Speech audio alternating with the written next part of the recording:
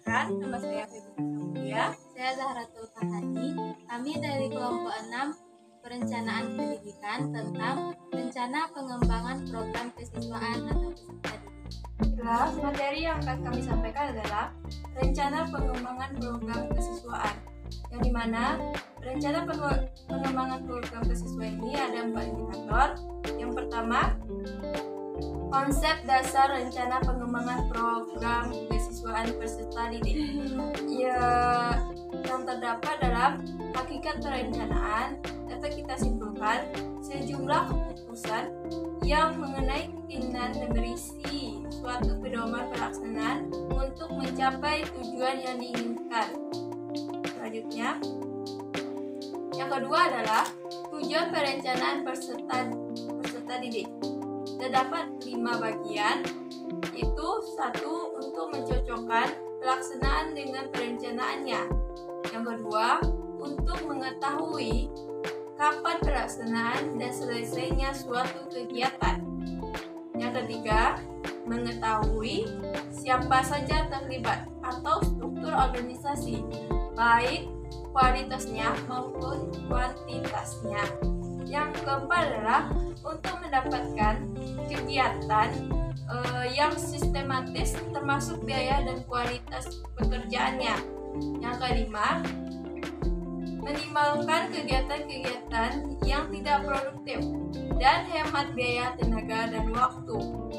Selanjutnya, manfaat perencanaan program peserta, yang dimana adalah manfaat perencanaan program peserta ini terdapat 5 bagian. Yang pertama, memudahkan kita untuk mengetahui standar pelaksanaan dan pengawasannya. Yang kedua, pemilihan berbagai alternatif terbaik. Yang ketiga, penyusunan skala prioritas baik sarana maupun kegiatan. Yang keempat adalah menghemat pemanfaatan sumber daya. Yang kelima adalah menghemat pemanfaatan sumber daya organisasi. Itu inti dari indikator yang pertama. Yang kedua adalah indikator kedua adalah kita membahas tentang strategi perencanaan peserta didik. Strategi ini adalah kita harus merancang bagaimana peserta didik ini sesuai dengan yang akan kita inginkan. Terdapat dalam 2 bagian, yaitu adalah merencanakan jumlah peserta didik yang akan kita terima. Yang kedua adalah menyusun program-program kesiswaannya, yang dimana terdapat 4 bagian. Yang pertama, visi misi lembaga pendidikan yang bersangkutan. 2. Minat dan bakat peserta didik kita harus rencanakan. Sarana dan prasarana yang ada. Dan terakhir adalah anggaran yang tersedia. Yang saya sampaikan itu adalah strategi perencanaan peserta didik yang sangat penting dalam pembelajaran kita ini. Selanjutnya, saya akan menjelaskan tentang C. Fungsi dan mekanisme perencanaan peserta didik. Para ahli banyak mengemukakan pendapat tentang fungsi-fungsi dari perencanaan peserta didik. Louis A. Allen mengkonsepkan fungsi dari perencanaan peserta didik adalah kegiatan yang dijalankan oleh seorang manajer untuk diimplementasikan pada saat ini dan untuk masa depan. Sedangkan mekanisme adalah suatu rangkaian kerja yang dipakai untuk menyelesaikan hasil dan mengurangi kegagalan. Ada 6 fungsi dari perencanaan peserta didik. Yang pertama, forecasting, yaitu peramalan. Forecasting atau peramalan maksudnya kegiatan menyusun suatu perkiraan dengan mengantisipasi dan mempertimbangkan hasil di masa depan. Dalam forecasting ini ada 3 dimensi waktu yang perlu diperhatikan. Yang pertama, dimensi kelampauan, yaitu tentang pengalaman. Yang kedua, dimensi kekinian yang berkaitan dengan kondisi dan situasi peserta didik pada saat sekarang. Dan yang ketiga, dimensi keakanan, yaitu yang berkaitan dengan antisipasi ke depan oleh peserta didik. Yang kedua, establishing objective, yaitu penetapan tujuan. Penetapan tujuan yaitu menetapkan tujuan apa yang akan dicapai.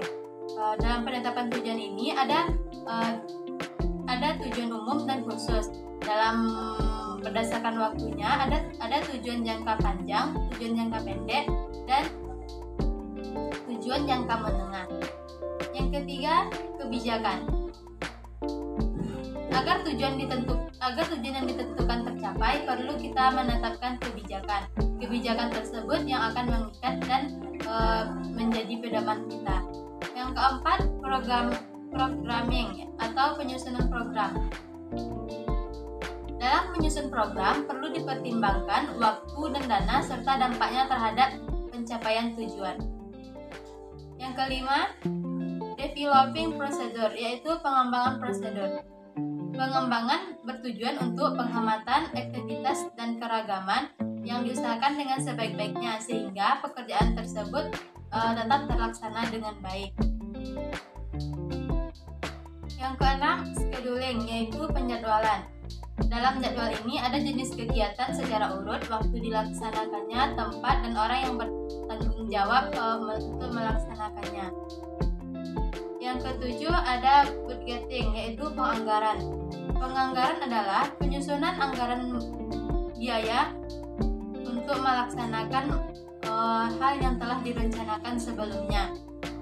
Ada dua hal yang harus dilakukan dalam pembiayaan, yaitu mengalokasikan sumber biaya, dan yang kedua, pembiayaan. Yang pertama, mengalokasikan biaya, dan yang kedua, menentukan sumber biaya. Sumber biaya ada yang bersifat primer dan ada yang bersifat sekunder.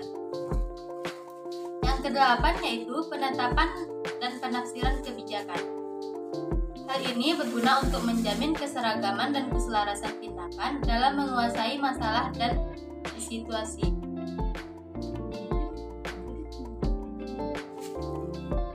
Poin selanjutnya yaitu tentang optimalisasi kegiatan penyusunan perencanaan peserta didik. Ada beberapa hal yang perlu diperhatikan dalam mengoptimalkan perencanaan peserta didik. Yang pertama, sensus sekolah. Sensus sekolah yaitu kegiatan yang bertujuan untuk mengumpulkan informasi tentang anak usia sekolah di suatu daerah. Hasil dari sensus sekolah tersebut berguna untuk menetapkan layanan untuk peserta didik.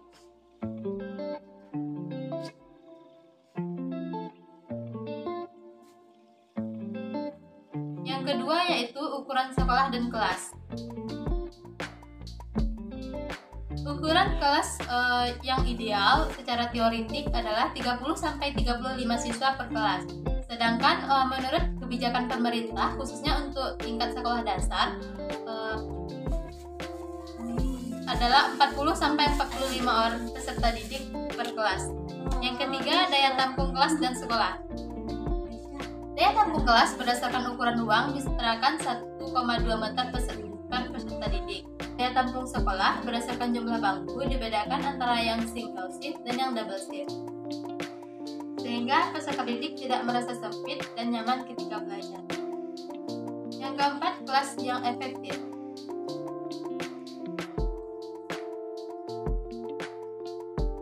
Kelas yang efektif juga perlu diperhatikan dalam mengoptimalkan perencanaan peserta didik. Sekian video dari kami. Terima kasih telah menyaksikan, semoga bermanfaat. Assalamualaikum warahmatullahi wabarakatuh.